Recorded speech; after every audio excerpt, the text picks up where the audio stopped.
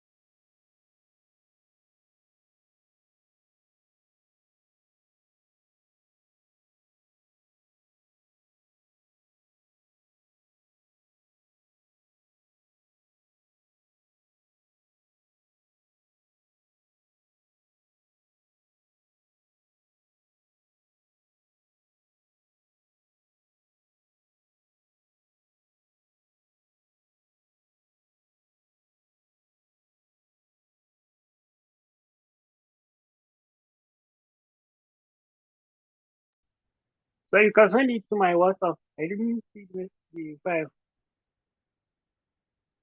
I talked you to to your WhatsApp.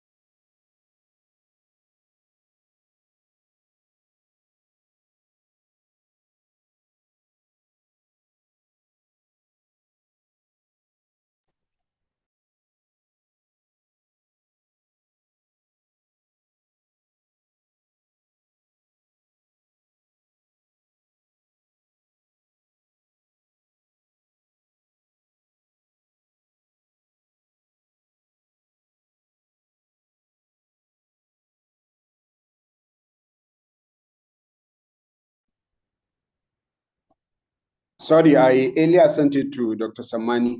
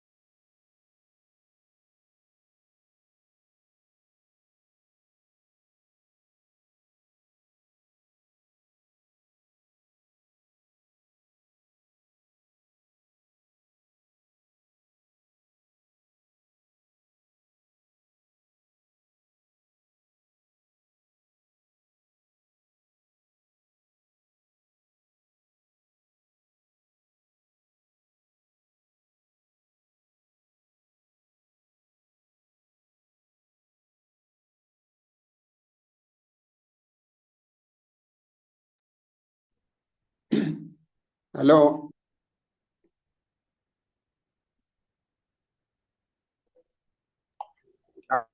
Hey. I hear you, sir.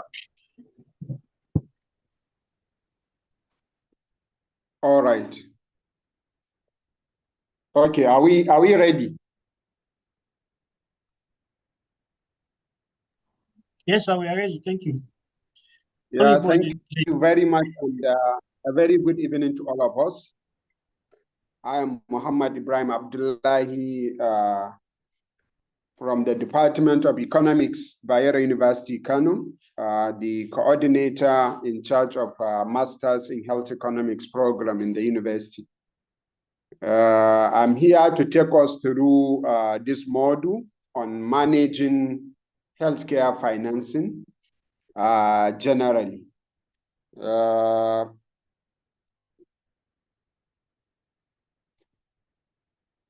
Okay, I believe healthcare financing is very crucial to healthcare delivery, of course. It's one of the 6 building blocks of a good healthcare system as provided by the World Health Organization.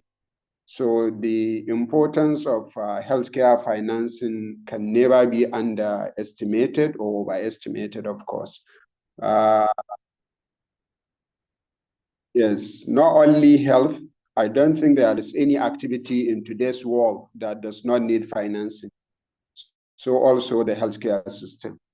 So this module is very important, particularly to all health practitioners and indeed the healthcare sector generally, including other stakeholders in the healthcare system. Even if you are a patient, of course, you are a stakeholder in this area, and of course, knowledge of healthcare financing is very important to you as a patient, which has a stake in the industry. So let's go to the next slide to see the outline of the presentation. We are already behind schedule. This is few minutes to 9. All right, the outline, maybe we talk about some definitions of some basic terms that we use in healthcare financing. And then we talk about healthcare financing and its relationship with universal health coverage. We talk about what healthcare financing entails and what is the importance or what is the relationship between healthcare financing and UHC, that is the universal health coverage. And then we talk about the specific pillars of healthcare financing, basically the 3 pillars of healthcare financing, or 3 components, if you like, of healthcare financing, including the issue of fundraising or revenue mobilization, as you may want to put it. Then secondly, the issue of risk pooling, either financial risk pooling or health risk pooling. And then lastly, the strategic financing or strategic purchasing of healthcare services. These are the 3 basic components of healthcare service or healthcare financing, sorry. And of course, after which we conclude the presentation. So we go to the next slide where we begin by the definitions of terms. The first term that need to be defined here is the healthcare financing itself. When we talk of healthcare financing, we are talking on how financial resources are used to ensure that the health system can adequately cover for collective needs of the society. That is how you use resources, of course, to pay for the healthcare services in any society. And this entails the issue of generation of the resources. How do we get the resources? And the issue of pooling the resources. That is how you have a fund that can be used to cater for healthcare needs. And of course, lastly, the allocation. After generating the resources, you pull it together, and then how do you allocate it? The allocation of the resources is what we call disbursement. and it's also what we call strategic purchasing. So these are different terms that are used, but they are all referring to the three basic functions of healthcare financing. Issue of generation of resources, issue of pooling of resources, and issue of spending or allocation of the resources. These are the three basic pillars of healthcare financing, and by extension, the functions of healthcare financing. It's not just enough to generate resources. Of course, generating resources, even if they are meant for services, healthcare services, are not enough to be qualified as healthcare financing.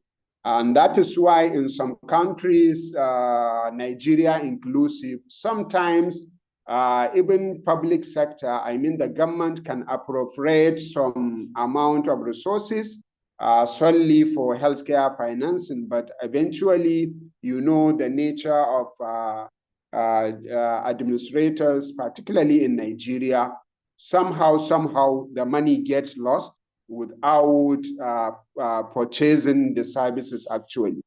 So that is why generating resources alone is not enough to explain the issue of healthcare financing. You have to talk about pooling of the resources and then the allocation of the resources.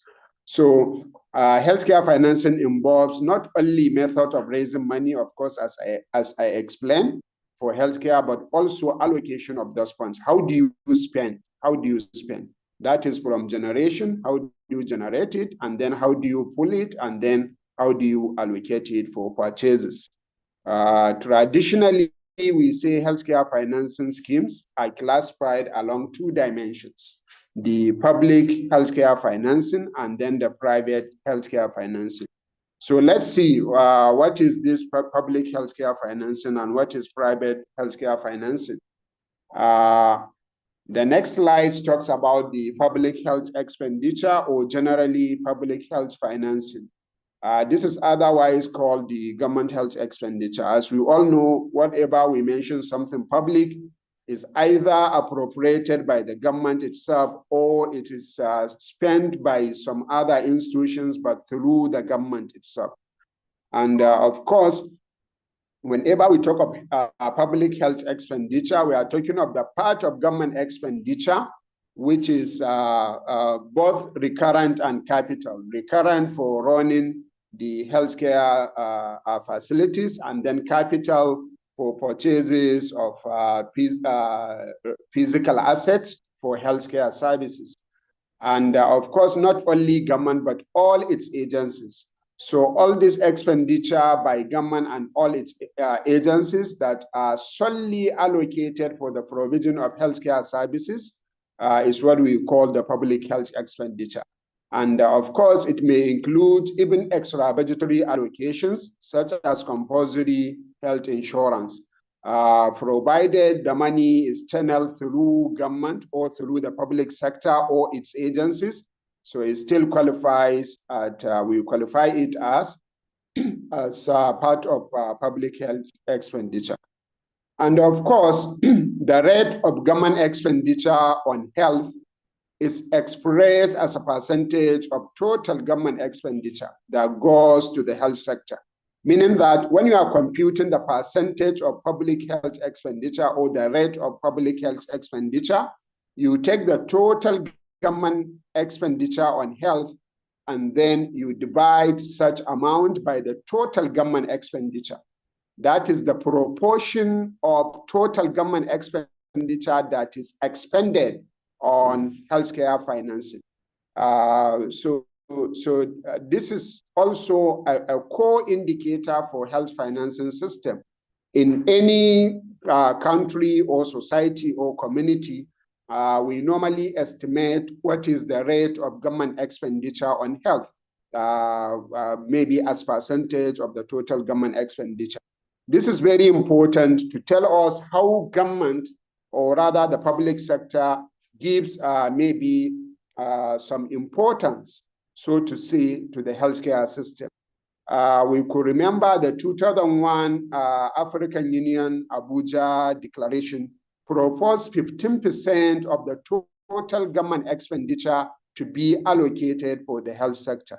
Unfortunately, this is not realized, particularly in countries like Nigeria. The rate of government expenditure on health is maybe fluctuating around 4 to 6% over a long period of time. So this is a little about public health expenditure. And then let's talk about the private health expenditure. I think it's in the next slide. So any expenditure that is maybe out of the bounds of public health expenditure is called private health expenditure. And the private health expenditure will include the direct household expenditure, what we normally call the out-of-pocket expenditure. That is the direct spending by patients or the relatives of the patient or the family of the patient.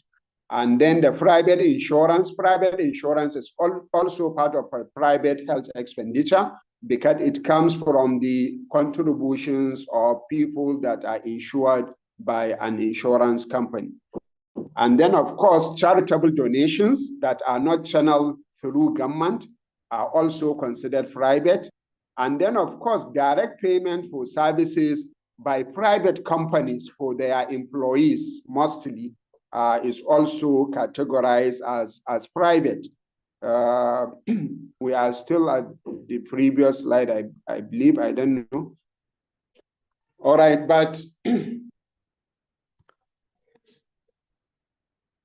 all right, so we tend to understand that private health expenditure is just the collection of any health expenditure that is outside the purview of public health expenditure. The World Health Organization classified the out-of-pocket expenditure, the private insurance, the charitable donations, and direct payments for services by companies for their employees. All these are categorized as private as far as WHO is concerned. And of course, when we talk of total health expenditure, we combine both the public and the private health expenditure to give the total health expenditure in a country.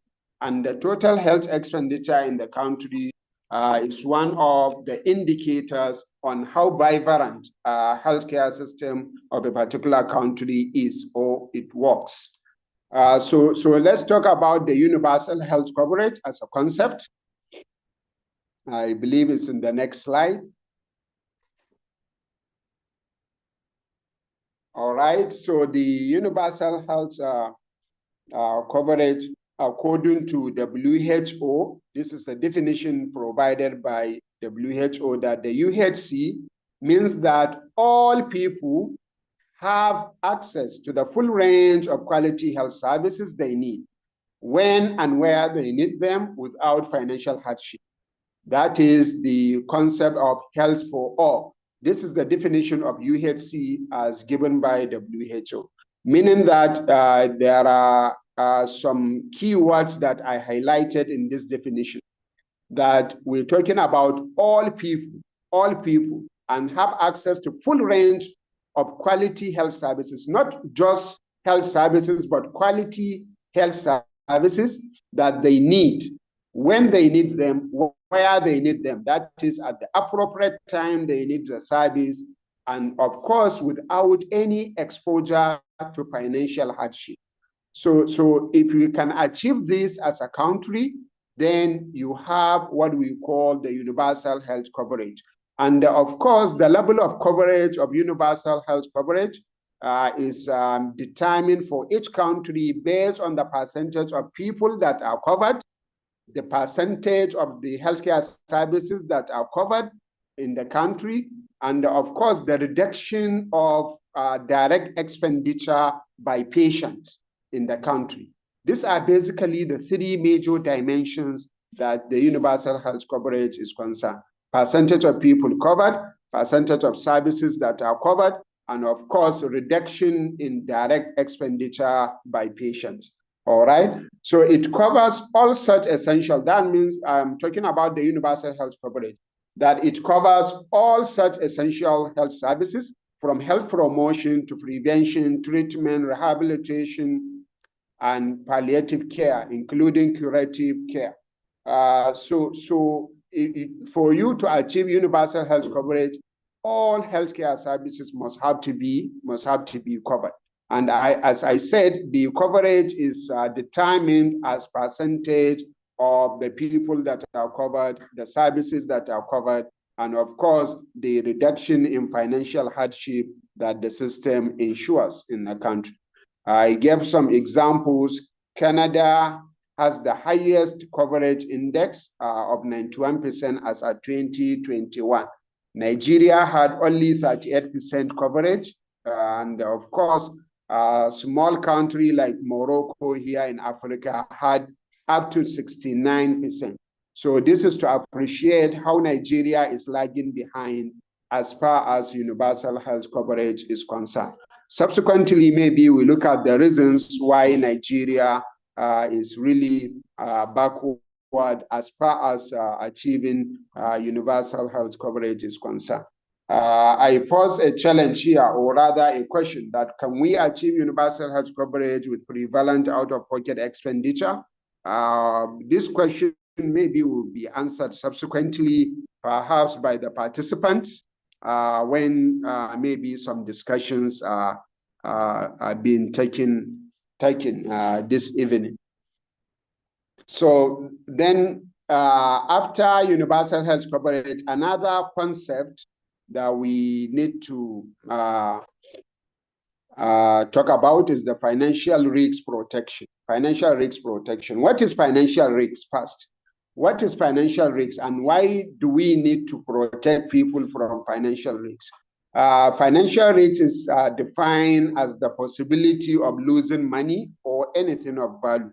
When anybody is exposed to the possibility of losing his money or valuable items, then we say that person is having financial risks.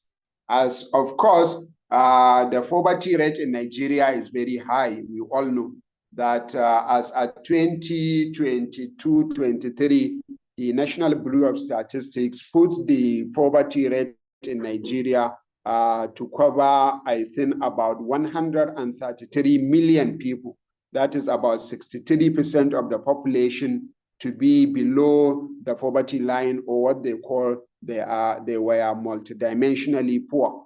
133 million people. So if you allow people to provide healthcare services for themselves, then definitely they will be exposed to these financial risks. And of course, we are living witness that some families are even losing their valuable things, including their homes, just to provide healthcare services for the patient in the family, particularly when there are chronic diseases that are very much difficult to be cured.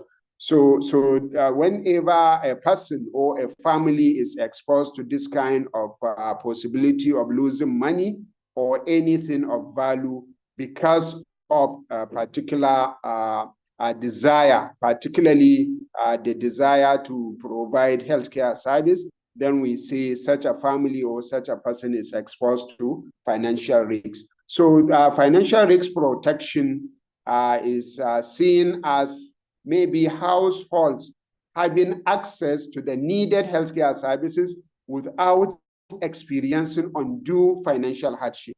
So what financial risk protection attempts to do is to protect the family and individuals from being exposed to that financial risk, so that there will not be a case where somebody, just because the person is sick, will have to lose his car, will have to lose his house sometimes, and other valuable things, or lose entirely his savings, his life savings, and sometimes even taking financial loan just for some healthcare services. So we'll see how universal health coverage wants to protect people from this financial risks. And it is very critical in any healthcare system, of course, to target, particularly in countries where the poverty rate is very high, including Nigeria, where we said the number of poor people in Nigeria in 2022 was up to 133 million. And of course, with the, economic restructuring presently going on in Nigeria, I believe the number of poor must have exceeded that 133 million, because many middle income earners are now dragged down below the poverty line. So you can see with this level of poverty in this country, is very critical for the system or the country to ensure that the population is protected from these financial risks. Otherwise, people may lose all their valuables just in an attempt to provide healthcare services for themselves or for their families, particularly the low-income earners. All right? So another concept is that of catastrophic expenditure. Catastrophic expenditure. The reason why we are talking about this concept in the course of our presentation we'll be using this concept, issue of financial risk protection, health financing, universal health coverage, catastrophic expenditure. We'll be using them frequently in the course of our presentation. And that is why it's very important if we really understand this concept and we have them handy, that whenever we talk about a concept, we all know what it means. So the issue of catastrophic expenditure here is talking about, is very much similar to financial risks, but it has a specific measure. So the catastrophic health expenditure, these are medical spending, which are mostly out-of-pocket spending that exceed a defined threshold of households' total consumption or non-food consumption expenditure annually. I will explain further on this, particularly when we use example, numerical example. People will understand it better. But the takeaway I want us to have here in the definition is that catastrophic expenditure, we are talking about when your health expenditure exceed a given threshold. We will see what is the given threshold. When do we say that person is incurring a catastrophic expenditure for health? There are two thresholds here given. One by WHO and the other one by the World Bank. For WHO, they say whenever you are spending more than 40% of your ability to pay, 40% of your ability to pay, then you are exposed to catastrophic expenditure. What is ability to pay? Ability to pay is your remaining income after you satisfy all your basic needs. When you satisfy all your basic needs, the remaining income that is ready for savings is what we call your ability to pay. So if you spend more than 40% of the ability to pay, then according to WHO, you are exposed to catastrophic expenditure. While the World Bank use 20% of your total income. This time around, not ability to pay, but your total income. Let me give an example. Somebody earning 100,000. Somebody earning 100,000. 20% of 100,000 is 20,000. 20% of 100,000 is 20,000. So when that person that is earning 100,000 spend anything more than 20,000 on health, then he's exposed to what is called catastrophic expenditure. The other threshold by WHO is, let's assume this person that is earning 100,000 will spend 50,000 on basic needs. Basic needs includes shelter, food, and other things of routine, things that we normally spend on them, necessities every month. So let's assume that the person earns 100,000 and spends 50,000, remaining 50,000. So out of that remaining 50,000, that remaining 50,000 is what is called ability to pay. So out of that ability to pay, if the person spends more than 40% of that ability to pay, that is 40% of the remaining 50,000. And what is 40% of the remaining 50,000 will be the same 20,000 as in the earlier example, because 40% of 50,000 is 20,000. So if the person spends more than 20%, more than 20,000, then is exposed to that catastrophic expenditure. You can see that the two thresholds will converge if you consider some numerical examples, either 20% of your total income or 40% of your ability to pay will mean almost same amount. So though there are two different thresholds, but at the end they are converging to almost same amount of money. And of course, there are two methods that are generally used in measuring catastrophic health expenditure.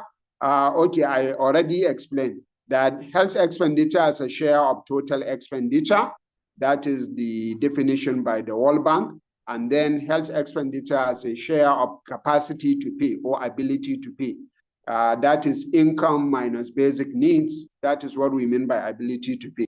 So the first one is used by the World Bank, and the second one is used by WHO. So spending a major proportion of the household's income on health services keep household from accessing other products that are very vital to the survival of the household and may result in selling properties, incurring debt, spending savings, and experiencing economic difficulties. There are many instances where people even maybe postpone marriage because of catastrophic health expenditure. So it's very important we achieve healthcare, universal health coverage, so that we avoid the issue of catastrophic expenditure. So the next concept is that of impoverishing expenditure. This impoverishing expenditure, I think, is in the next slide. Impoverishing expenditure. Expenditure is said to be impoverished if, yeah, thank you for that. So if maybe after out-of-pocket payment that somebody is now, the impoverished expenditure, of course, the share of households who are impoverished or further impoverished after out-of-pocket payments measured using relative poverty line reflecting basic needs. Let me explain this. If somebody is above the poverty line, but because of some healthcare spending, healthcare services spending, the person fall under poverty line. If somebody, I repeat, somebody is doing well above poverty line, but because of a particular healthcare expenditure, maybe somebody in the family is sick and they will have to spend some amount of money, and that expenditure made the family to be poor, then we say that that person or the family is incurring an impoverished expenditure.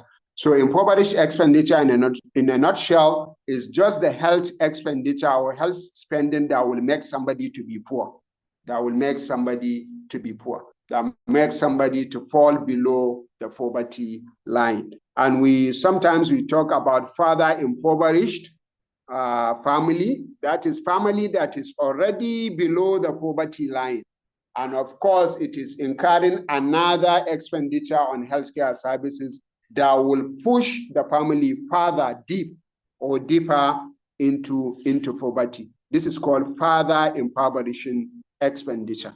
So in a nutshell, impoverishing expenditure is any health expenditure that push somebody or a family or a household below the poverty line. I think the last concept we talk about is the out-of-pocket expenditure, though they are not exhausted, but I believe so that we have enough time for discussions on the health financing.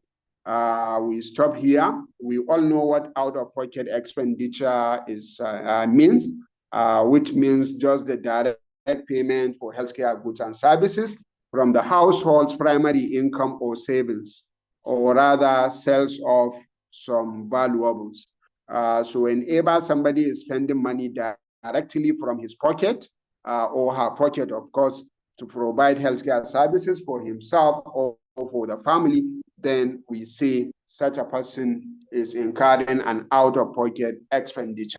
Of course, we'll see subsequently that the out-of-pocket expenditure in Nigeria is enormous. Arguably, more than 70% of healthcare expenditure in Nigeria is out of pocket. The government and, of course, donor agencies provide roughly less than 30%. And that the more than 70% of the expenditure comes from the pockets of individuals, whether direct purchases or through private health insurance.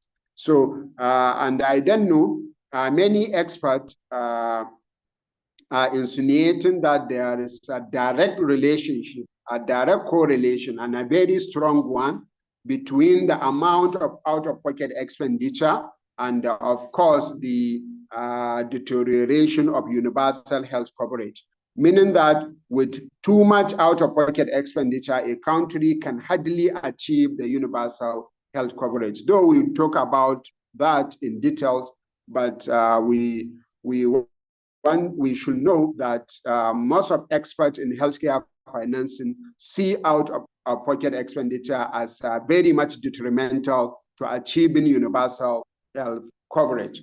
Of course, unfortunately, in Nigeria, the out-of-pocket expenditure, as I said, constitutes more than 70% of the total expenditure on health in Nigeria. So these are the concepts that are very important to grab, perhaps because we'll be using them in the process of our discussions. So now let's go back to healthcare financing. I think it's in the next slide. Yes, thank you. Why is healthcare financing important? I talk about it during the introductory part, but we can see that from this chart that is provided by WHO, there are 6 building blocks for healthcare system.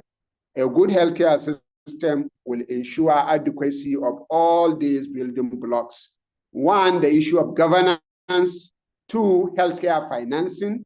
3, the issue of workforce, that is the health workers.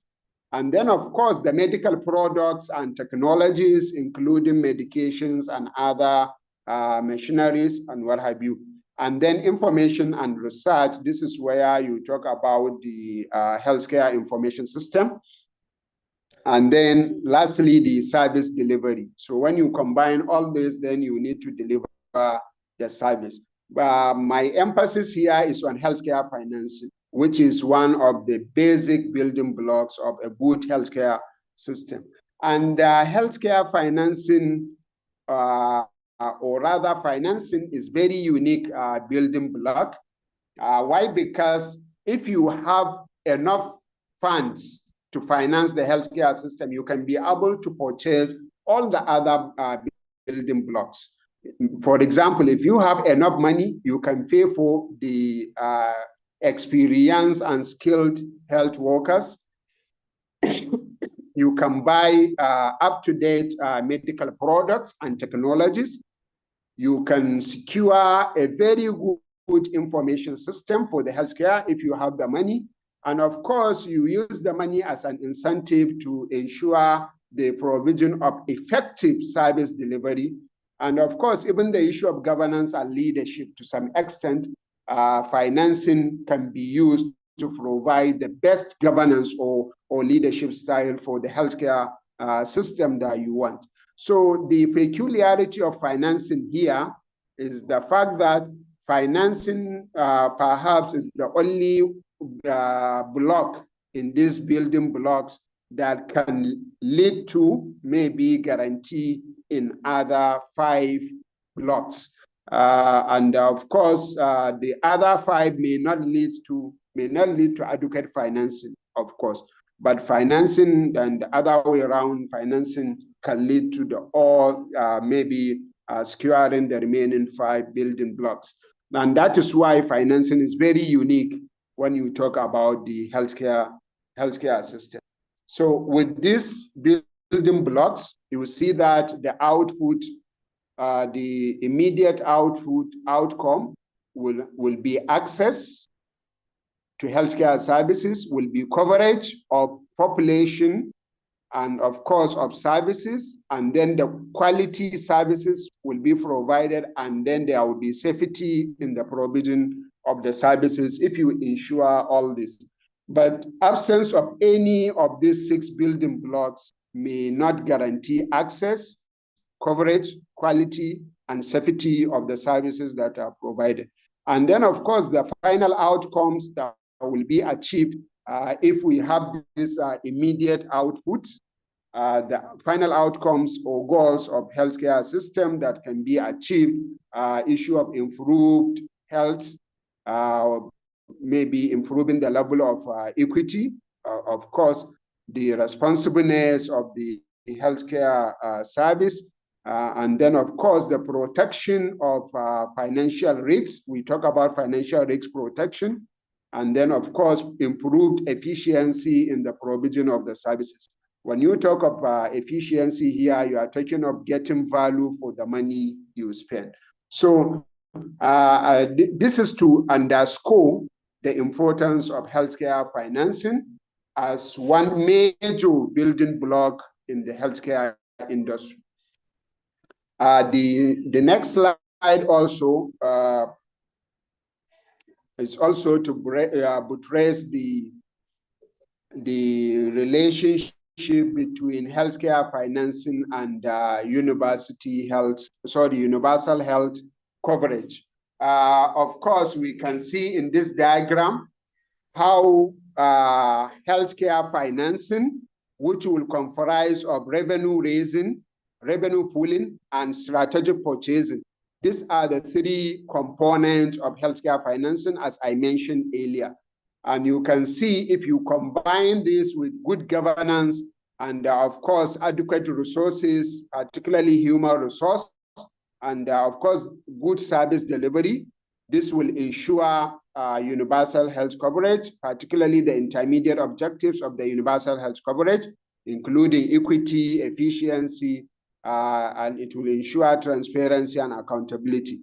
And they will lead to the final goals of the universal health coverage, which is ultimate utilization of the healthcare services based on the need of the society, and of course, protection of individuals from any financial risk, and of course, provision of quality service in the society. So all these diagrams are provided by WHO to underscore the importance of healthcare financing in achieving universal health coverage. We'll talk about universal health coverage before we talk about the component of healthcare financing. I think in the next slide, we will talk about universal health coverage. Universal health coverage is a very important concept as far as achieving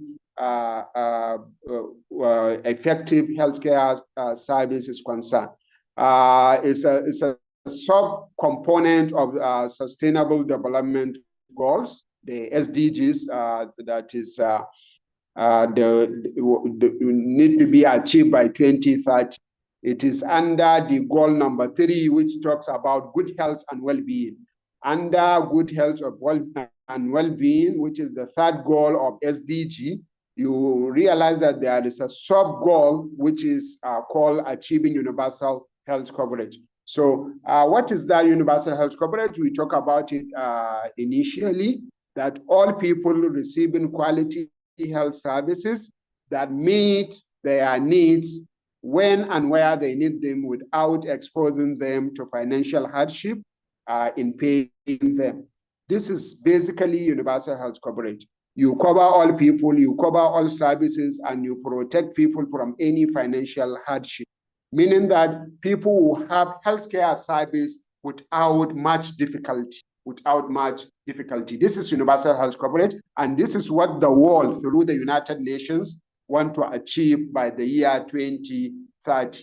Unfortunately, Nigeria is lagging behind. The SDGs have been set in motion since 2015, but even by 2022, the universal health coverage in Nigeria is not up to 40%, meaning that we are only able to cover on average the 40% of the population, 40% of the services that are provided, and of course, 40% reduction in the financial risk in the country, which is not impressive by all standards, I gave example of Morocco, our fellow African country, which achieved about 70% since 2021.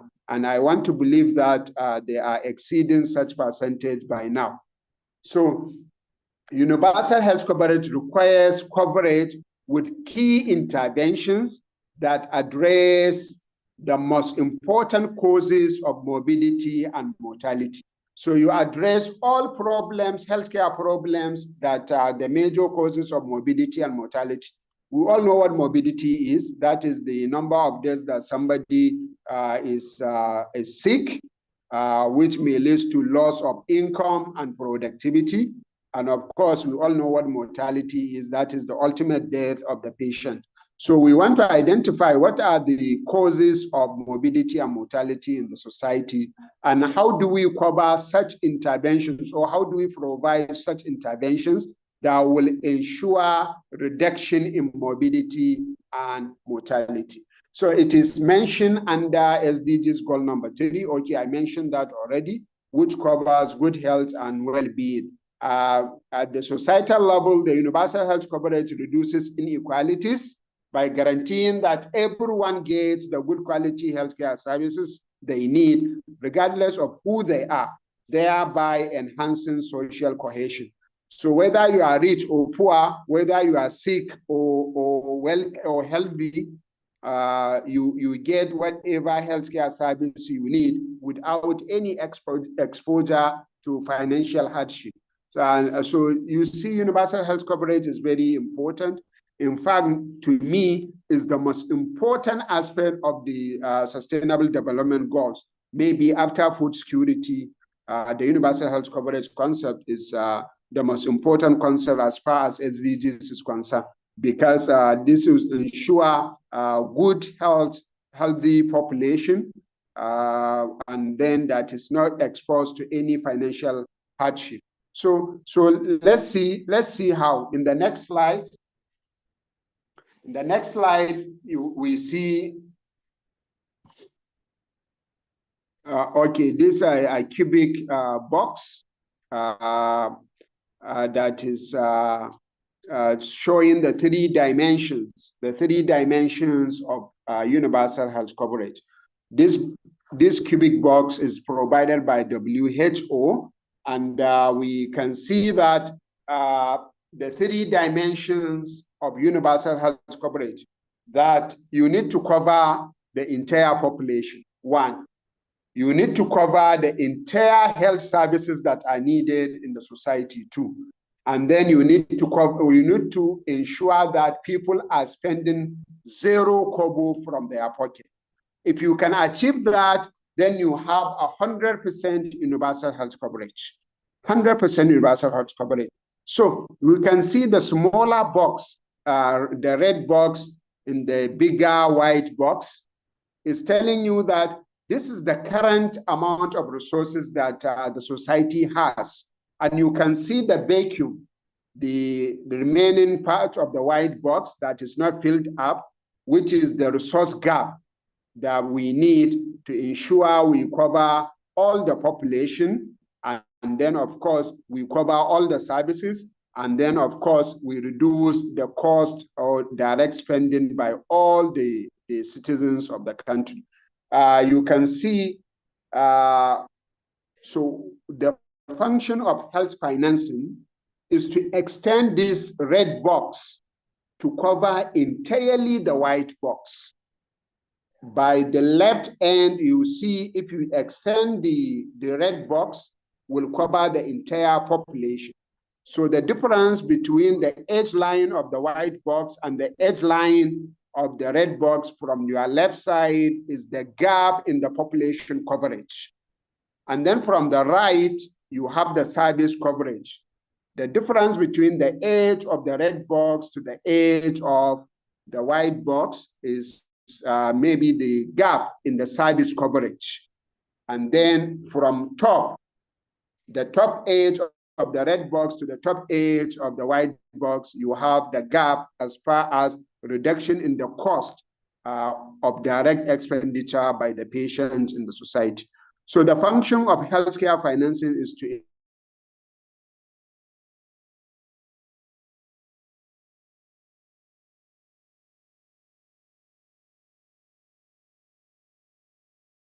of the population, services that are covered, and the reduction of the direct cost by patients or by individuals.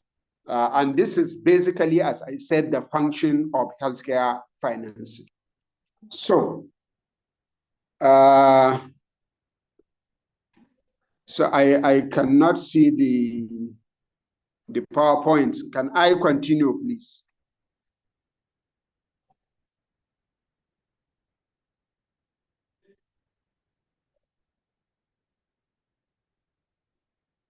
Am I audible, please?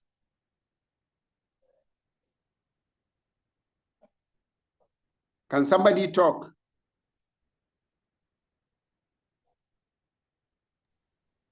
Yes, you're audible, sir. All right. It's like they stopped sharing the PowerPoint. Or is it only from my side, please?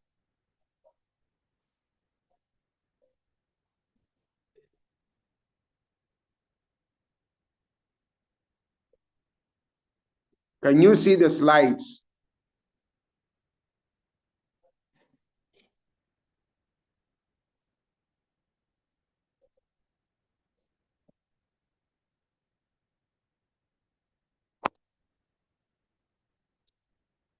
All right, the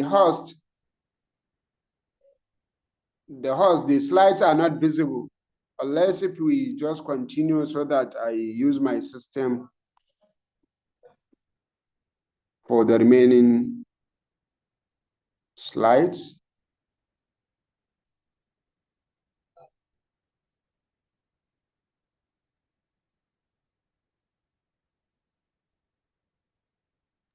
Sorry, the network went off.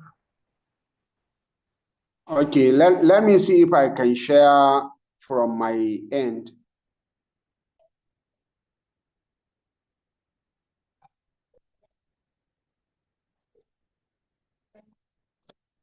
Is my slides visible now?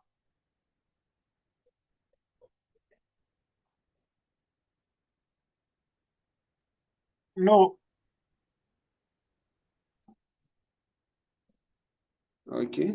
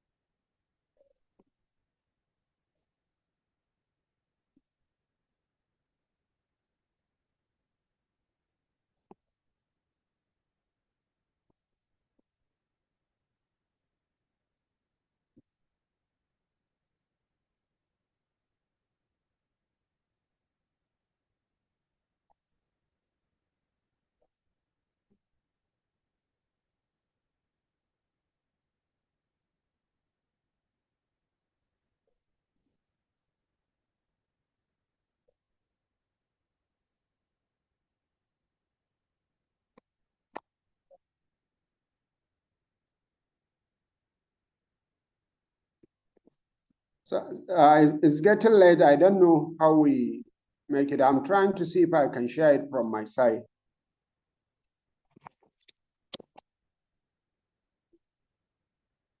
Okay, I think they are coming back now.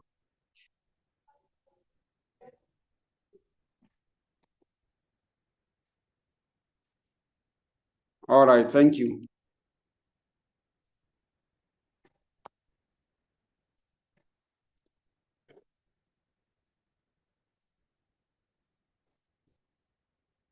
All right, the next slide.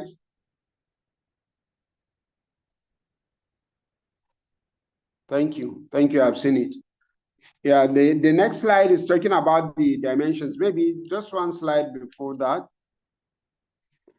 It's talking about the dimensions of the universal health coverage, which I explained earlier, the issue of population. Population axis represents the population, the people who need the health service. And then the service axis depicts the quality health services they need across the major causes of ill health. All right.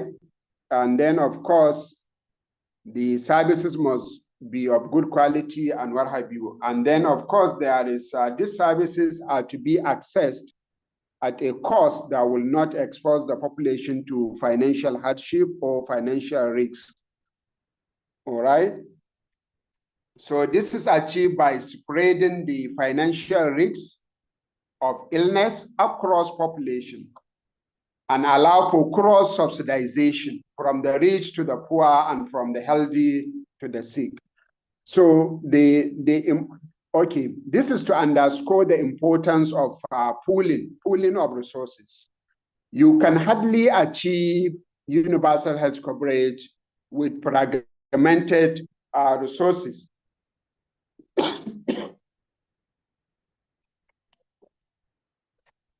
I'm sorry. With fragmented resources, if each and every member of the society will only spend out of pocket, achieving universal health coverage will be very difficult. But pooling resources together, if you are pooling resources together, like in the case of social health insurance, people or workers will pool resources together and they will subsidize one another, what we call cross-subsidization. And when one of them is sick, he does not have to be exposed to any financial difficulty. He will just go there and access the service without any hardship. And this pool of resources will have the rich, will have the poor. And of course, the rich and the poor will access almost the same quality of service when they are sick. When they are sick, if the resources are pooled together. Though we are going to talk about resource pooling and risk pooling subsequently, but we have to bear in mind that achieving universal health coverage, you must have to have pooled resources that with individual out-of-pocket expenditure, you can hardly achieve the universal health coverage. So next slide, please.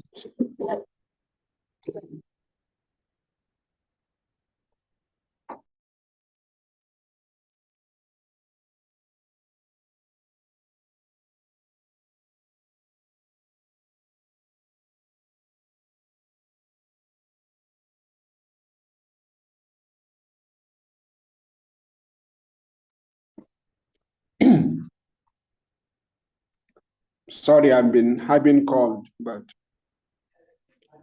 all right. So now we narrow the discussion down to health financing, which involves three basic functions. We talked about these functions earlier, but we'll be more specific here because these are the major things that you need when you want to finance health system so that you achieve the universal health coverage. The first function of healthcare financing is revenue collection or revenue mobilization. You can use the word collection or mobilization or generation. They are all used interchangeably in the literature. The second function is pooling of resources and pooling of risk. So we generally call it pooling. And then lastly, purchase of services, or what is normally called strategic purchasing. So these are the three functions of healthcare financing, and which our discussions of tonight will focus on. So let's talk about the three dimensions. Yes, the first one, revenue mobilization or revenue collection or revenue generation, refers to how the healthcare system raises money from households, from businesses, and from external sources, including government, which will be used to finance healthcare services. And of course, pooling deals with the accumulation and management of revenues that are collected by members and of course from government, and make it in the form of funds that of course all the participants will share their health rates together, thereby protecting individual pool members from large unpredictable health expenditure, so that whenever there is any large expenditure that is unexpected, no member of such pool will be exposed to any financial hardship. So this is the second function of healthcare financing. And then the last function of healthcare financing is, after pooling the resources together, after accumulating the resources together, after having the funds together, then the healthcare financing system will have to make the purchases. The purchases refers to the mechanisms used to purchase services from public and private providers. We know when we say healthcare providers, we are referring to maybe facilities such as hospitals, private clinics, and of course, health management organizations, HMOs, of course, pharmacies and what have you. All those institutions that are providing healthcare services. So now we narrow the discussion specifically to revenue accumulation or revenue generation or revenue collection. What are the sources of revenue for health? In the next slide, I believe. What are the sources of revenue for health? Yeah, you can see that there are public sources, which can be domestic or external, and there are private sources. The public sources are divided into domestic and external. For domestic revenue sources, you have the taxes, both direct and indirect. And then, of course, you have other non-tax revenues from the government that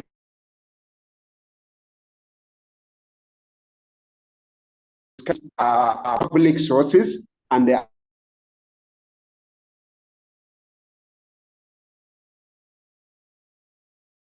there are also public external sources. These are the flows through the government from outside the country, including grants, including bilateral and multilateral grants, such as grants from countries like the DFID, the USAID, that is the USAID, though there are issues now with USAID. We'll talk a bit about that.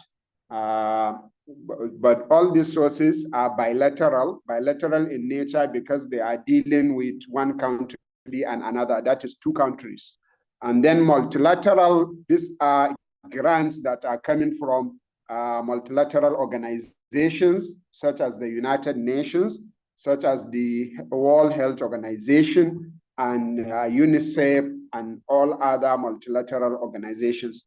These are all public resources because they are channeled through government. And of course, they are characterized by non-excludability.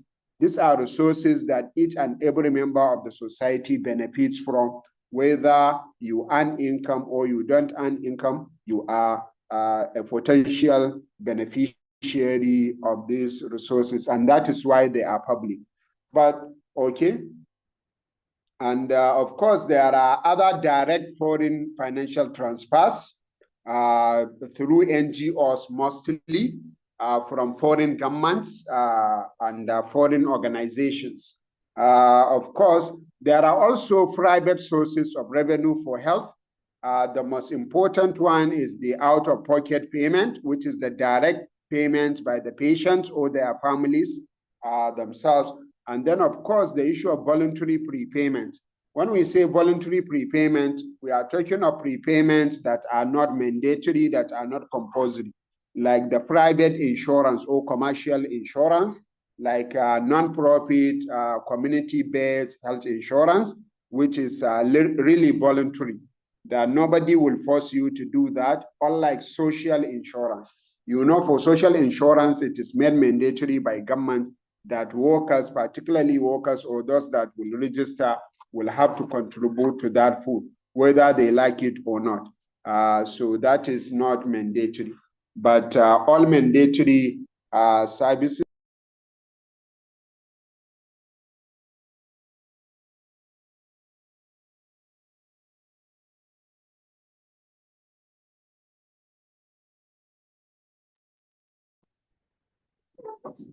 excuse me, please.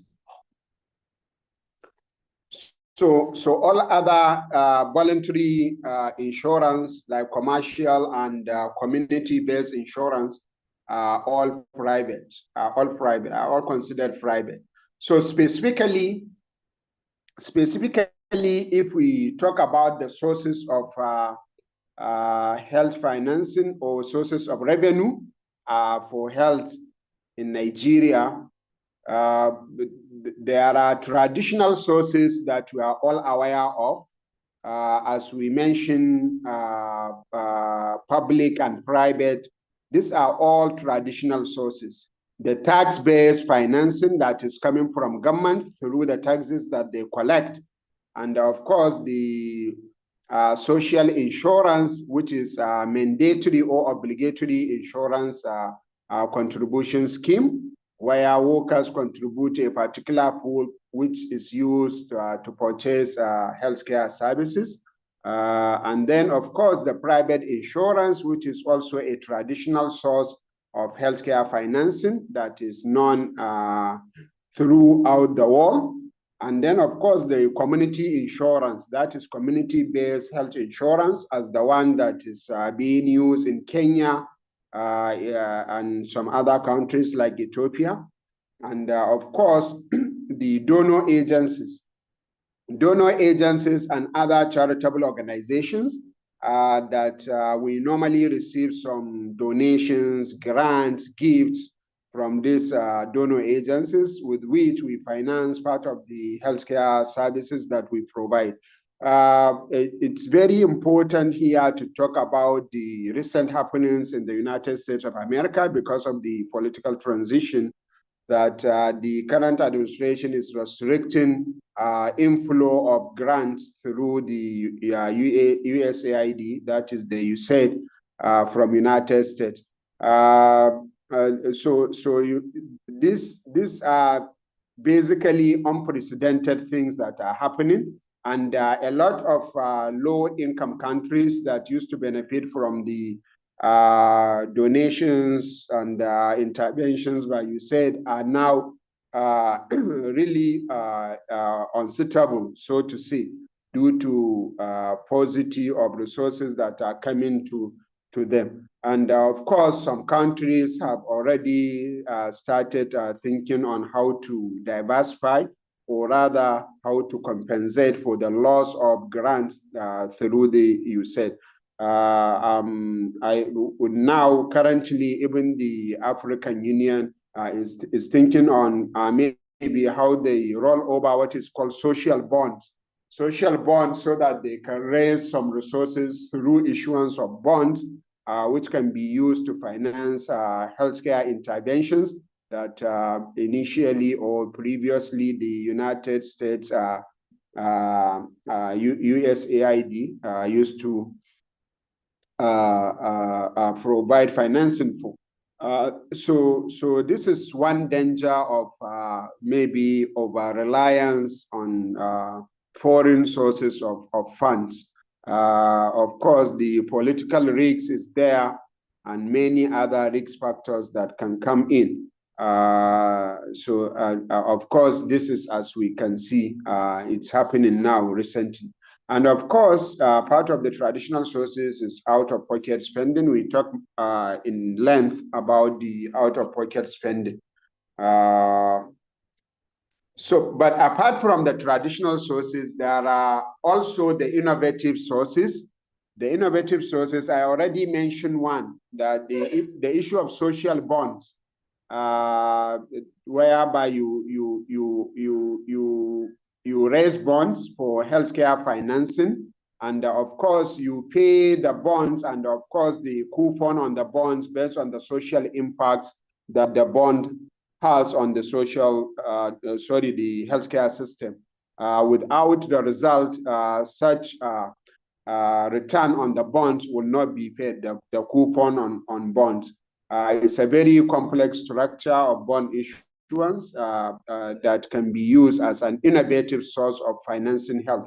But apart from the social bonds, there are other innovative mechanisms to raise additional funds or revenue for financing health.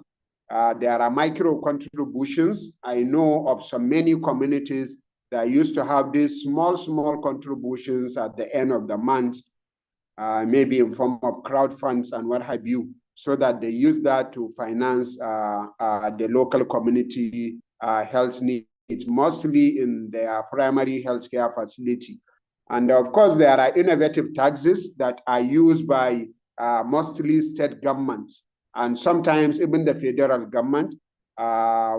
We've seen some example like the mobile phone tax, the tax on sugar consumption, or what do you call it, in which the federal government is taxing all those beverage companies that are using sugar to be paying specific tax, which will be channeled into healthcare financing or healthcare service provision. And there is also what is called sin tax.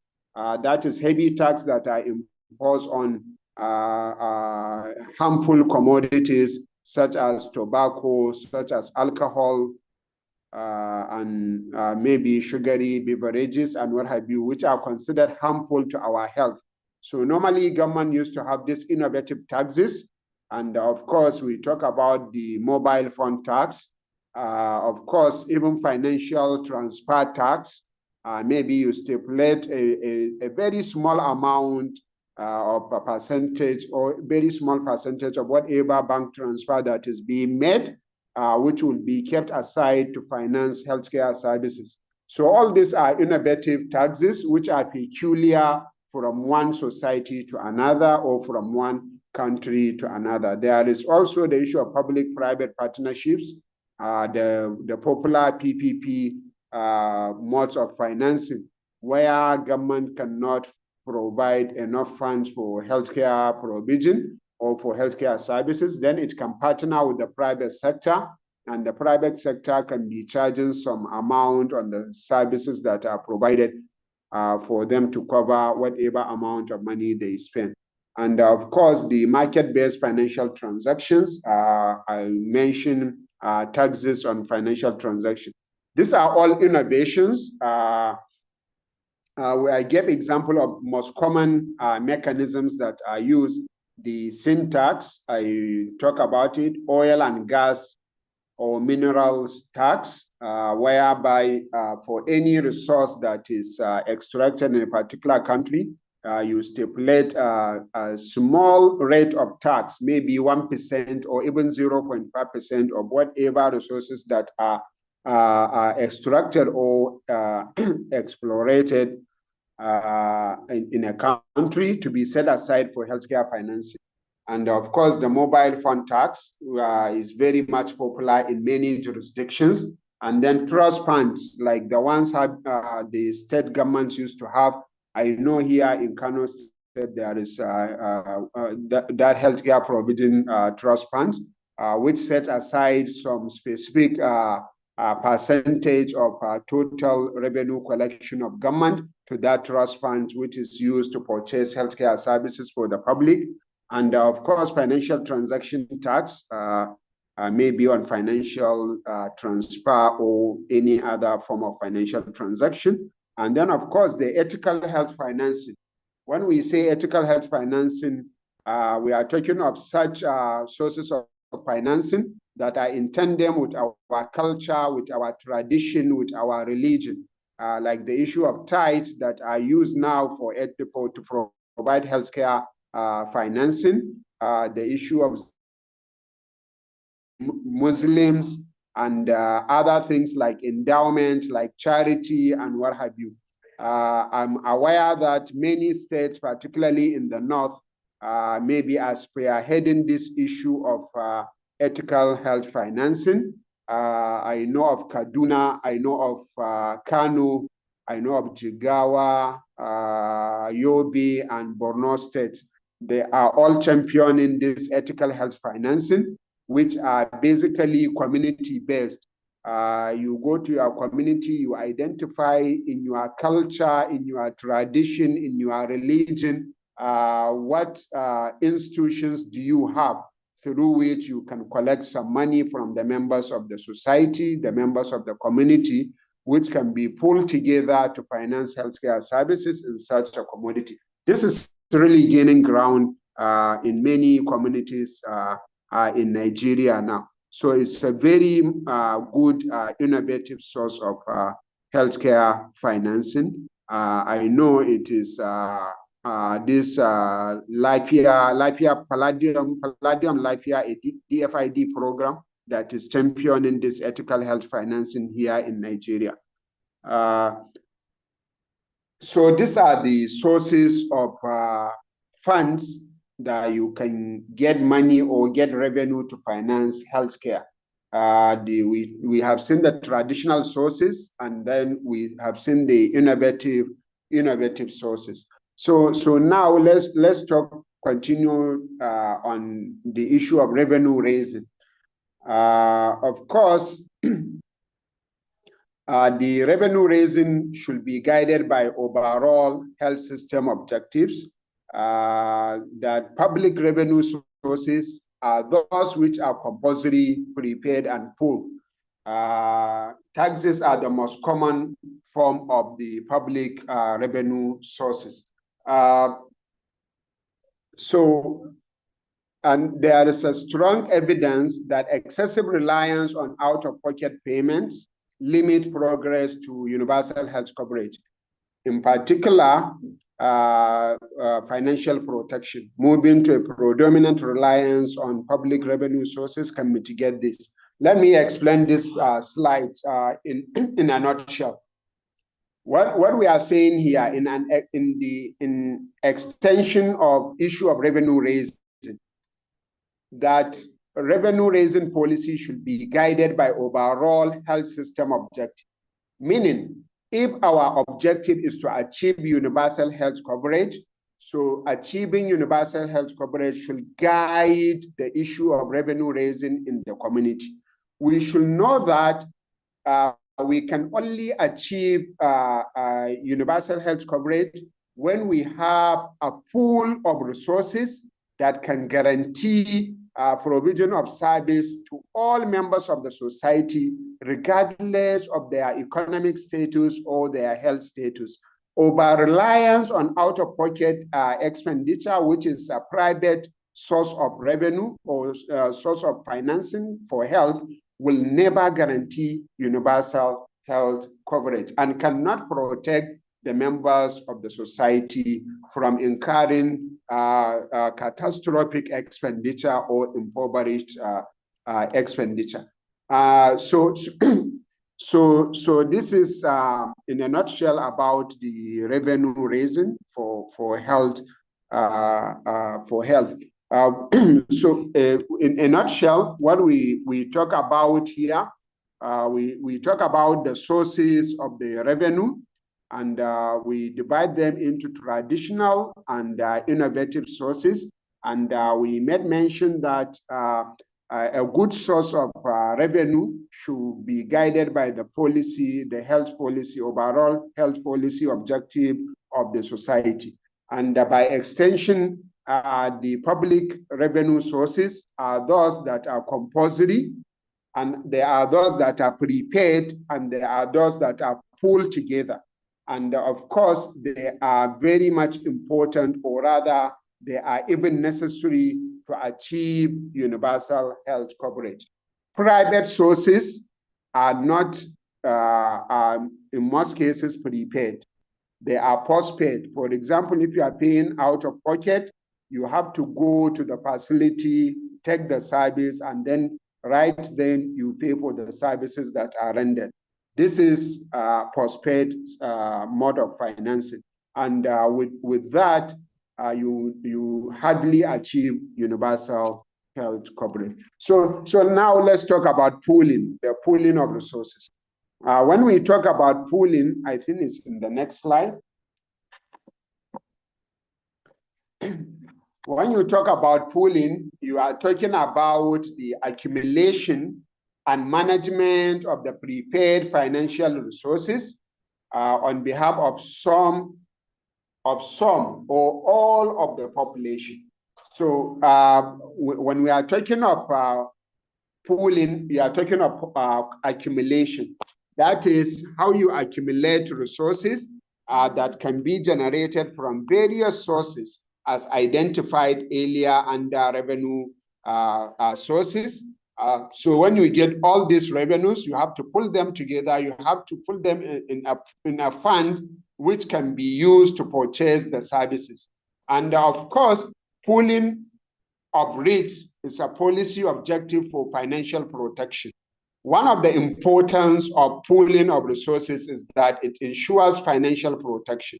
If you pull resources together, like in the case of social insurance, Mr. A is deducted some amount of money at the end of the month.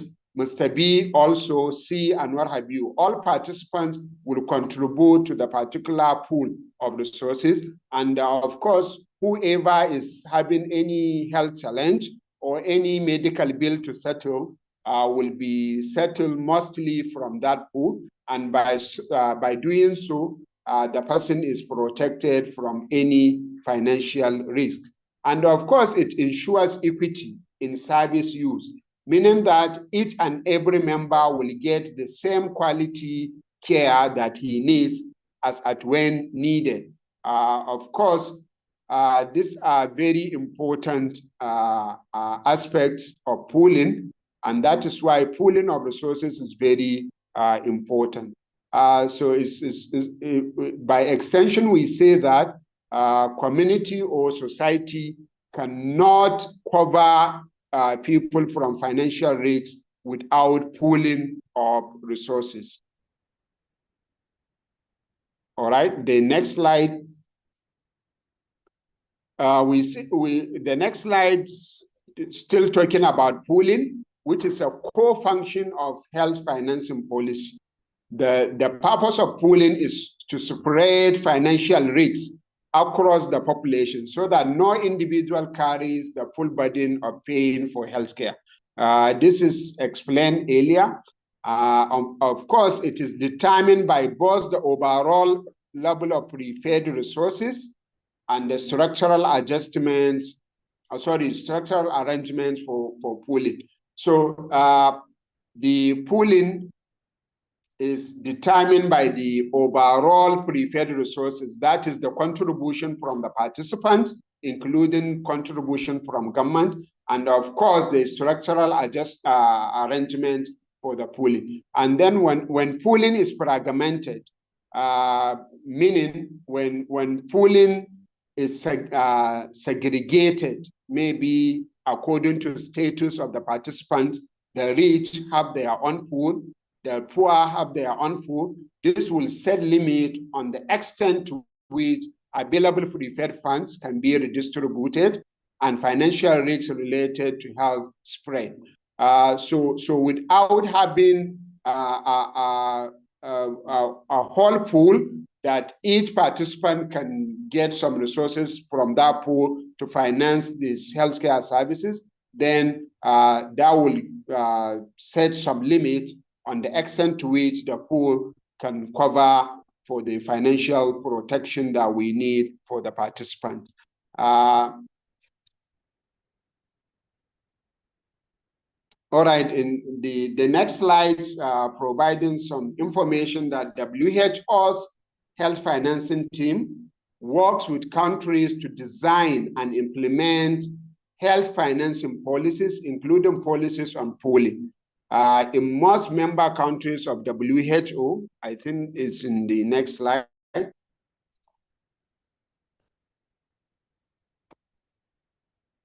Yes. Are we communicating? Sorry.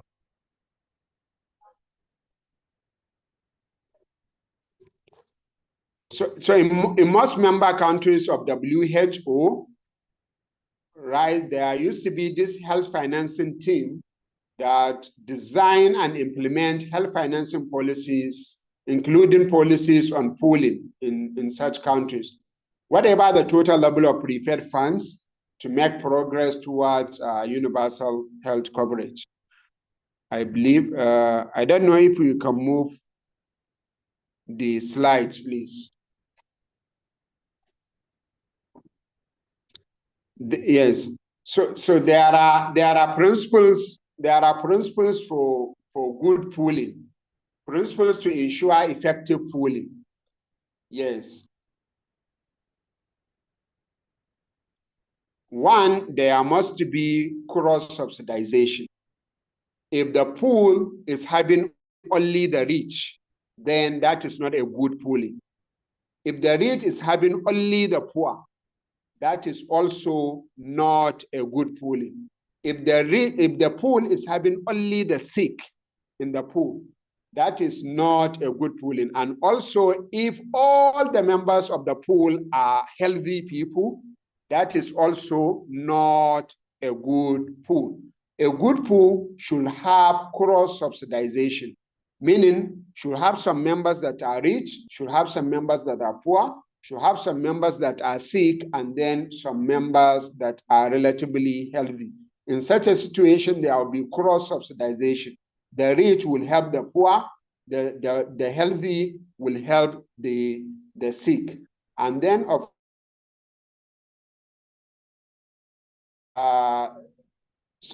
contribution should be independent of health risks and should of the function. Then when you don't have a whole pool, you have a fragmented pool, and fragmented pool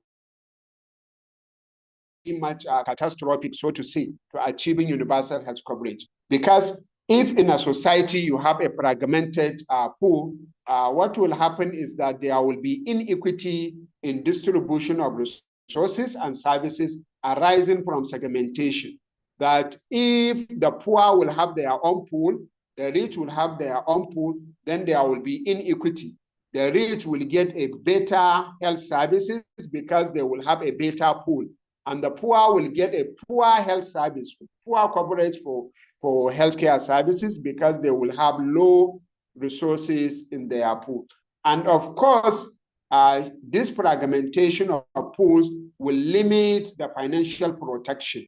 Why? Because there will not be equitable access due to the distribution barriers and small pools. That if you have all the members of the pool to be poor, then there will not be that financial protection.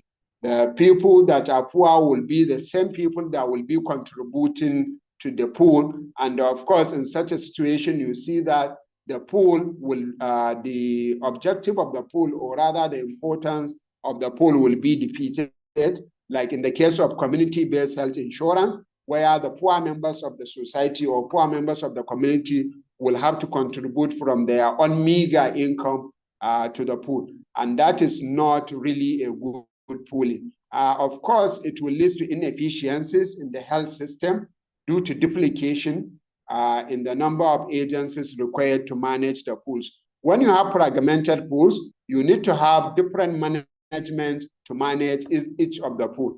And if there is different management, then there will be inefficiency. Inefficiency is talking about spending more cost in the management of the pools, since you have multiples of them. And then, of course, there will be higher administrative cost, which is very much related to the inefficiency. And of course, fragmentation will weaken the potential efficiency gains of purchasing policies, to the extent that smaller pools cannot pay for expensive healthcare services.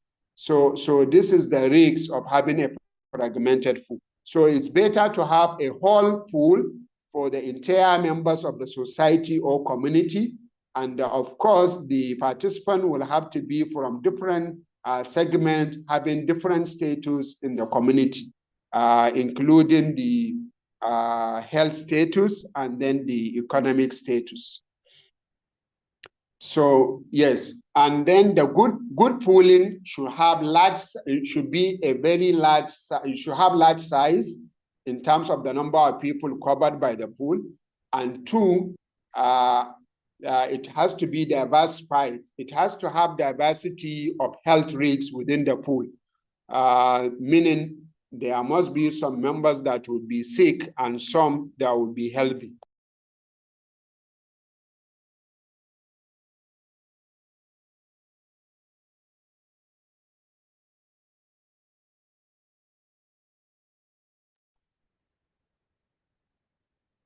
So these are the two basic features of a good pooling. It has to have a large size, and then of course there should be diversification in the participation, the rich and the poor, to ensure cross subsidization. So policymakers need to be clear about the multiple causes of fragmentation in their financing system and use this understanding to define their goals and directions for pooling reforms.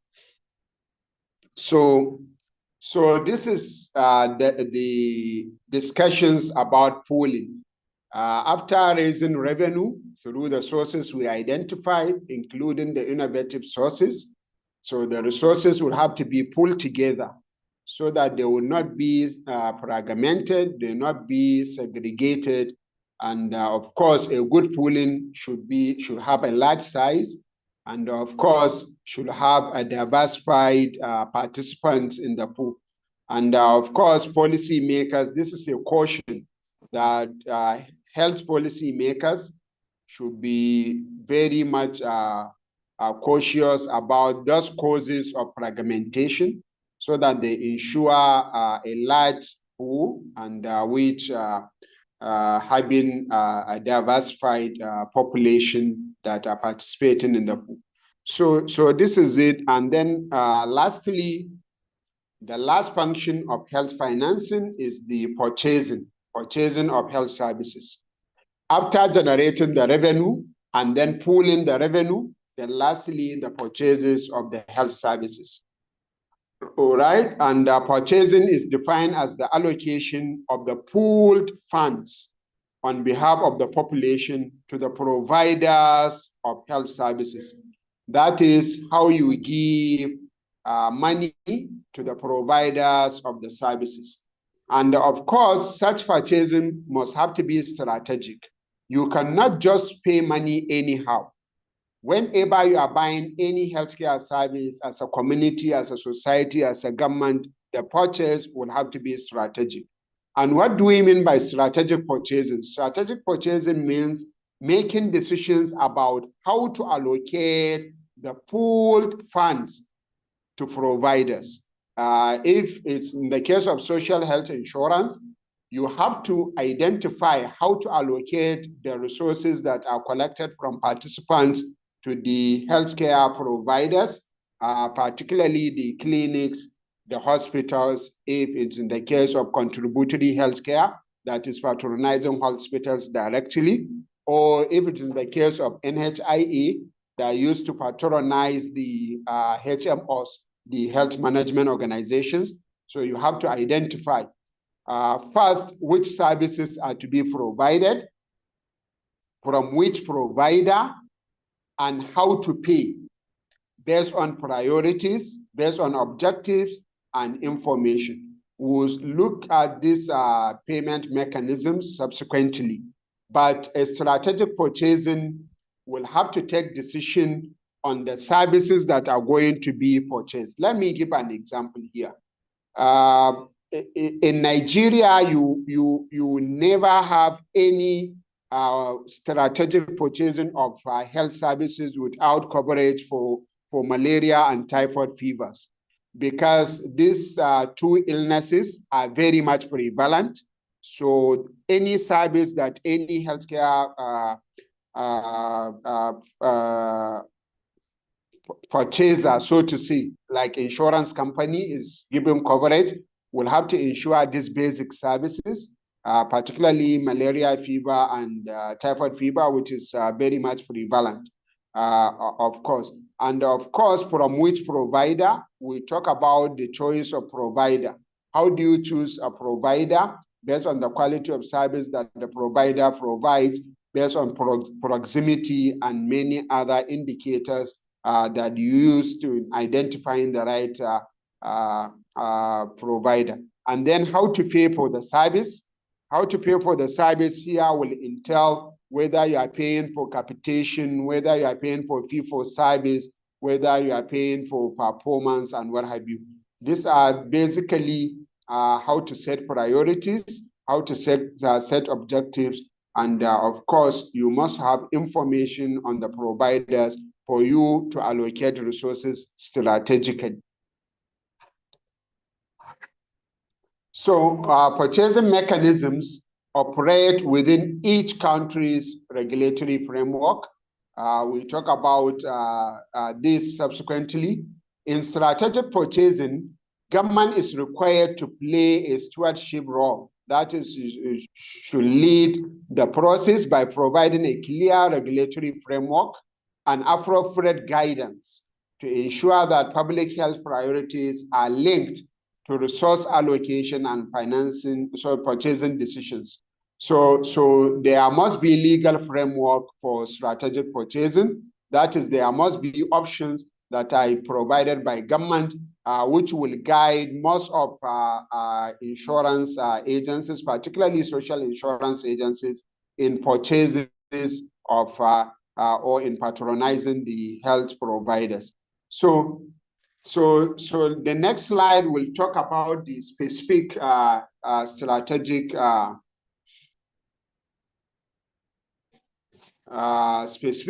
strategic purchasing actions. First, there must be issue of selection of providers.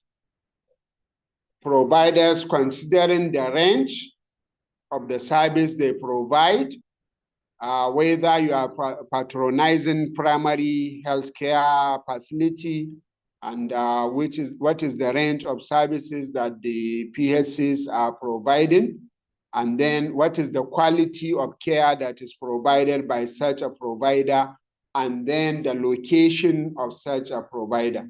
It will not make any sense. You are covering for somebody maybe in Kano, but maybe you patronize a health provider in Kaduna, for example, to the extent that the patient will have to travel to Kaduna whenever they want to access care. So you have to consider the range of services, you have to consider the quality of services that the provider provides, and then you consider the location of the provider. And then, of course, you establish service arrangements. This is also very, very important. And then, of course, develop formularies and standard treatment guidelines that this is treatment for so-so illness, that whoever comes with malaria should have to be given anti-malaria of so-so quality, and then painkillers or paracetamol of social quality, and any other subcomponent. So you have to identify the formularies and of course the standard treatment guidelines, of course in the guidelines for the purchasing. And then of course you have to establish the payment rates. How much are you going to pay? If it is capitation, how much are you paying per person? If it is fee for service, what is the maximum coverage the company or whoever the provider of the services? And then of course you have to secure information on the services that are provided, whenever the services are provided, you have to get the information from the provider, because that will give you access to whatever claims that would be made by the provider, and which you can use for audit, to audit the report, or rather the information that is provided by the provider. Sometimes you even go to the extent of asking the patient, maybe you contact the patient, even if it is through phone call, that so-so facility is claiming that you access so-so service on so-so date. Is that correct information or not, before you disburse payments? And of course, you have to monitor performance and act on poor performance. So meaning you have to be receiving feedbacks, particularly from participants, whether they are getting service for the money they are paying or not.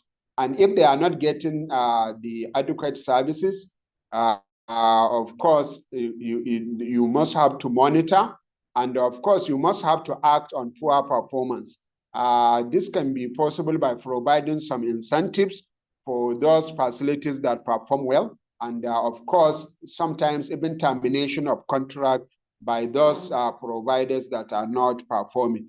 And then, of course, you must ensure that you protect the funds from any fraud or corruption. This is also another function for a good strategic purchasing. And then, of course, you should pay the providers regularly. If it is capitation, if it is monthly, you make sure as at when due, you pay the providers to avoid any or to serve an incentive for them to continue to perform better. And then, of course, you allocate resources equitably across areas, meaning that all the participants should be considered while allocating resources. Of course, maybe areas, maybe physical areas or areas of coverage, meaning that the purchases will have to cover all areas of services that are needed by the participants. And then, of course, you have to establish and monitor user payment policies, including the capitation or fee for service or whatever payment policy that you are using. You have to monitor and be improving on that. And then you develop and manage and use information systems for that. Of course, to track any expenditure that is being made by the purchaser of the healthcare services. So these are very important things that each and every purchaser of healthcare services needs to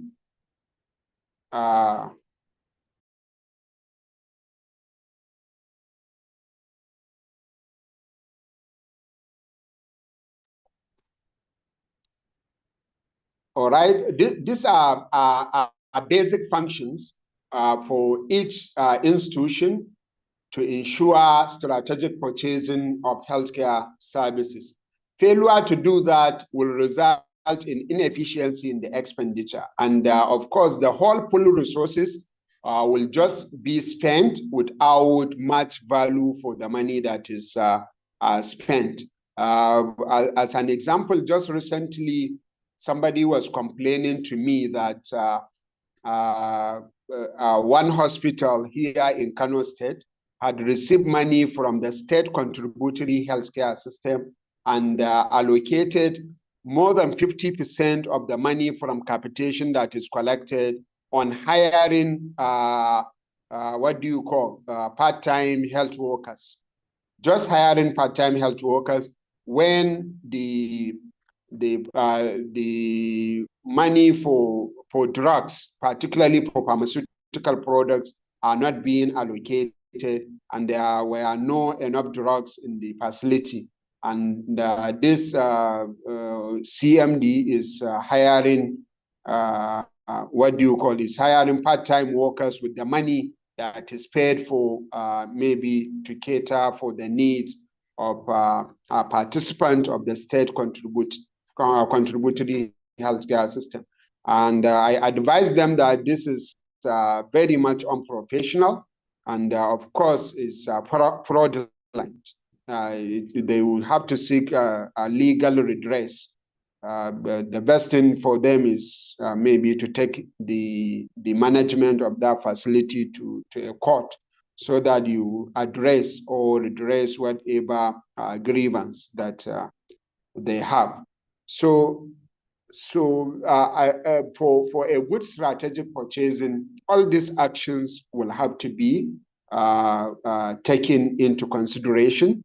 And of course, there may be lengthy discussions if we open up on each of these topics. So due to time constraint, maybe we may not be able to expand on these specific points, and even the purchasing policies or purchasing arrangements and what have you, that we will have to talk about the advantages of having capitation, the advantages of having fee for service, which one is better for the healthcare, what do you call, for health insurance companies, or for state insurance or national health insurance agency, and what have you. There are arguments that each and every method of financing may have some advantages and disadvantages. So there is no any clear-cut better way of payment, so to say. So maybe if time permits, or in the subsequent engagement, we look at all these methods of payment, and then we look at advantages and disadvantages of these methods of payment in an attempt to determine which of these payment mechanisms will be a better option for an insurance company, or a state health insurance agency, or the national health insurance agency. So the next slides just talk about the examples of purchasers of healthcare services. The Federal Ministry of Health, of course, the State Ministry of Health, they all purchase healthcare services. The social health insurance schemes, including the National Health Insurance Agency and the state contributory healthcare schemes. The HMOs are also purchasers of healthcare services, even though not purchasing for themselves, but purchasing for some other institutions. The community-based health insurance board of trustees, they also purchase healthcare services. The primary healthcare development agency is also purchasing healthcare services, particularly for vulnerable groups, as we all know, and many other purchasers, including individuals that are spending money out of pockets. They are all purchasers of healthcare services. In any case, what is most important is that whenever somebody is purchasing healthcare services, the person or the institution should make sure that the purchases are strategic, so that the institution will get value for the money that is spent, to avoid inefficiency and of course maybe fraudulent expenditure of pooled resources.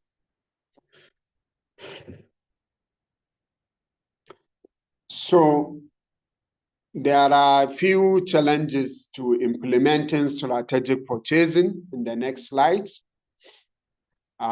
These challenges include the issue of institutional constraints. Yes, when we say institutional here, we are talking of the institutions that are purchasing the services, and then the institutions that are providing the services. You realize that maybe They may have constraints in manpower, they may have constraints in good information system management and what have you. So these constraints translate into maybe having difficulties in achieving strategic purchasing or implementing strategic purchasing. Of course, the technical capacity also, the technical capacity in terms of human skills and of course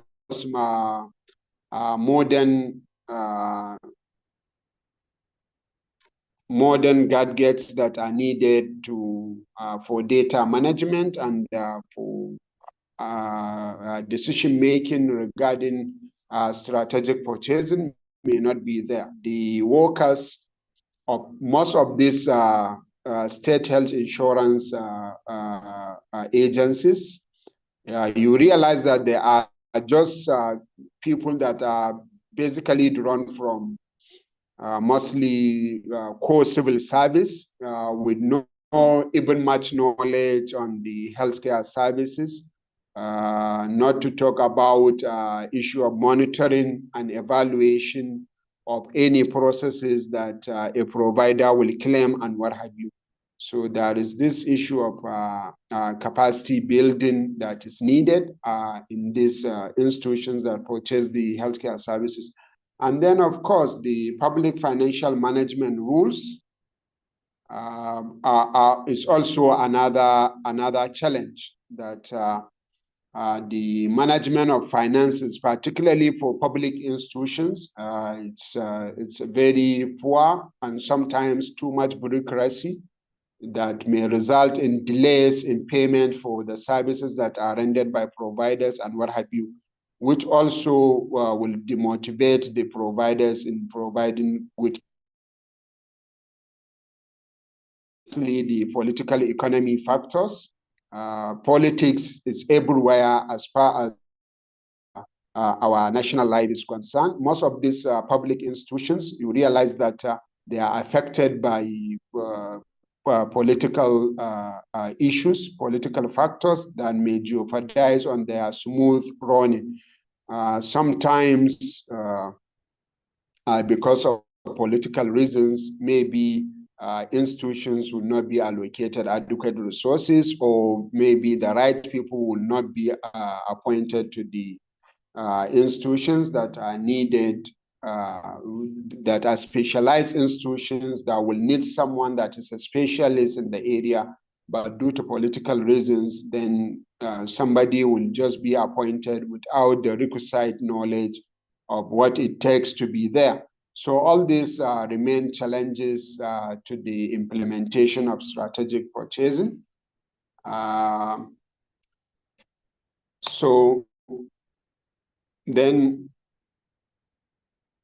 So towards the end, we will talk about how to assess strategic purchasing mechanisms.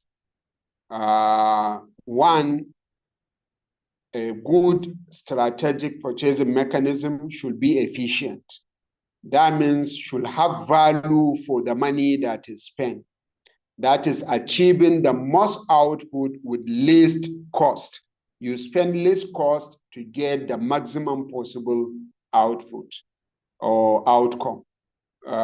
This is efficiency. And then a good strategic purchasing should ensure equity. That is, it should cover all population groups equally for equal need, meaning that all people that have equal needs should have equal treatments to ensure equity in the purchases that you make. And then a good strategic purchasing should ensure accountability. It should be transparent and very much clear on the use of resources to account for each kobo that is spent. And then lastly, a good strategic purchasing should have impact on the quality. So you can use the purchases to ensure improvements in quality, maybe by providing incentives for providers to maybe ensure quality services are provided to the participants. So these are all criteria maybe to assess whether the purchasing mechanism you are using is good or otherwise. In a nutshell, it should be efficient so that you will not be spending much cost on administration and all things that are not able related to the core provision of the service.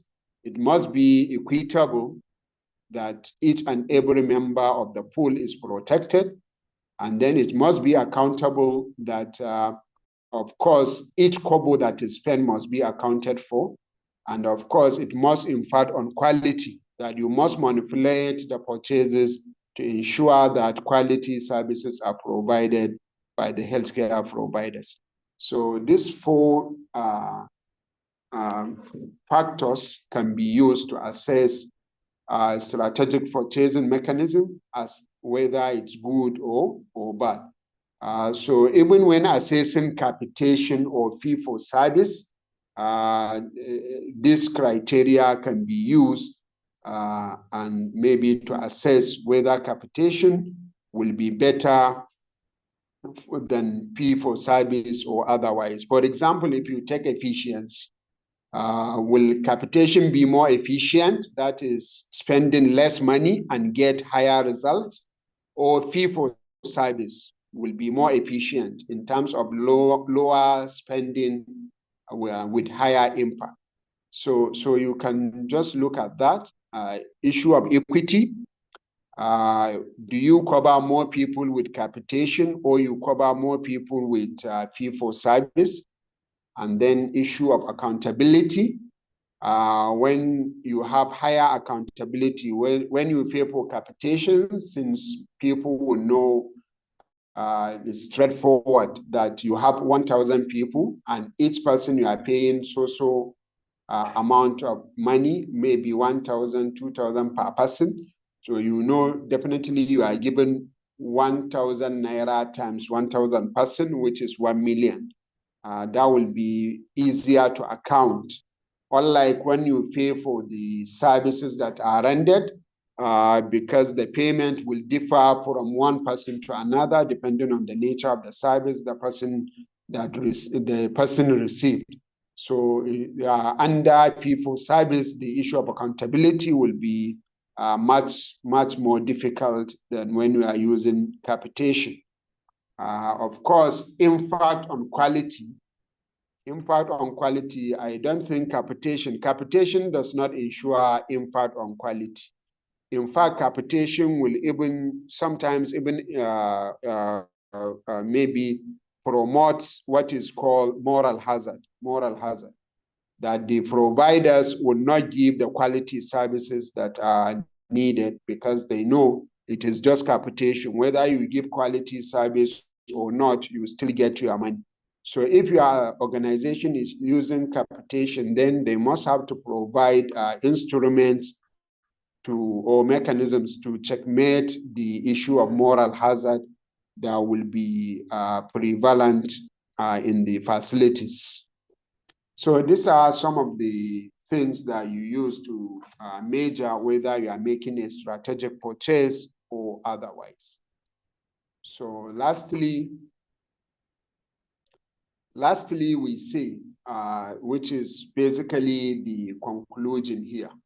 Countries that have made sustainable progress towards universal health coverage use strategic purchasing levers to: 1, allocate resources efficiently; 2, create incentives for quality, access, and equity.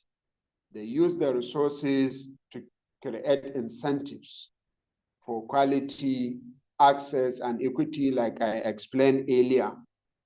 And then, of course, they use the strategic purchasing to ensure autonomy and accountability of the institutions that are spending the money.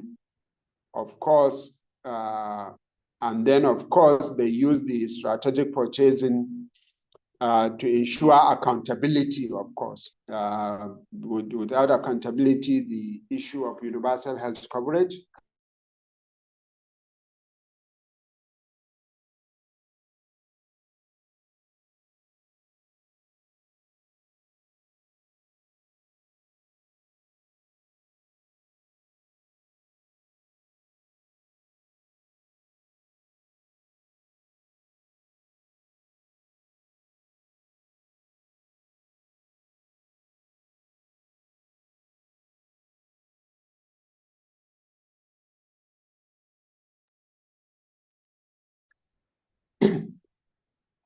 Sorry, I have a hitch of network, please.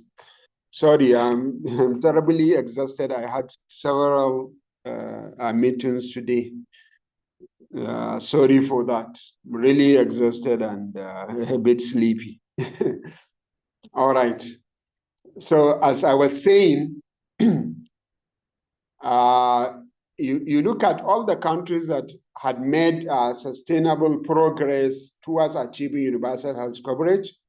They use these strategic purchasing levers to ensure that they allocate resources efficiently. I talk about efficiency several times. When you talk about efficiency, always talking about lower cost with higher results. And then they use strategic purchasing to create incentives for quality, access, and equity, so that if you are not performing quality-wise or the access is limited, as a provider, you are not given the good quality, or you are not given the access that is required for the service, or you are covering as much people as possible, then they use the strategic purchase to maybe motivate you to do that. Failure to do that maybe may even result in the termination of your contract, so that they contract someone that will perform better. So this is to underscore the importance of strategic purchasing. And of course, this strategic purchasing ensures autonomy and accountability, of course. With strategic purchasing, there will be autonomy of the purchaser, of course, and then there will be accountability in the process of purchasing the services, that no kobo will get missing. And of course, each and every amount of money spent will be accounted for when the purchases are very much strategic. When the purchases are just unsystematic, so to say, there is every possibility that resources will just get missing and they will not be accounted for. So lastly, strategic purchasing will require investment in institutional and technical capacities. The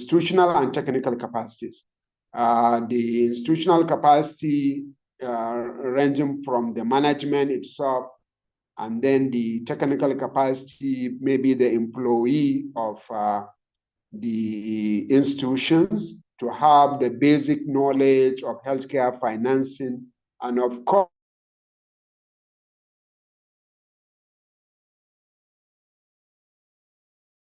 so that they can be able to do their functions effectively. And then, of course, strategic purchasing will also require political will.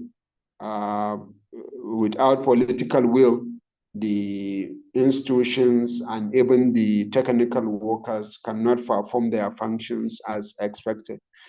I think this is the end of our presentation. Apology for starting late and of course finishing late. And obviously I was very exhausted this afternoon and later in the evening as well. So thank you very much for listening. I don't know if there will be questions or contributions from the participants. Otherwise, then we call it a day.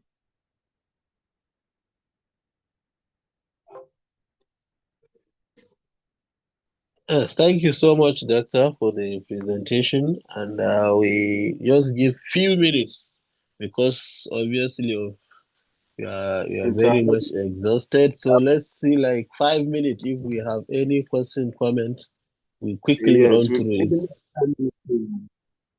To 11 o'clock. Yes, this is quarter to 11. 15 minutes. Yes. So any question, please? Question or comment? Quick one before we close.